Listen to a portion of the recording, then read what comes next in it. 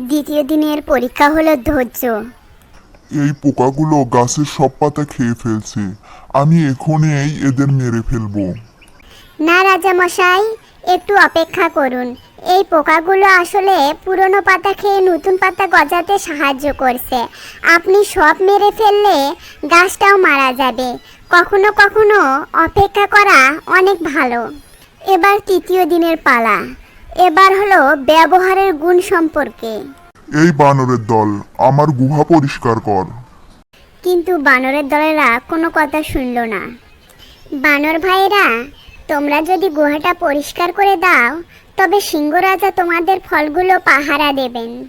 মিনু, ওরা তোমার কথা শুনে হাসি মুখে কাজ শুরু করলো কেন?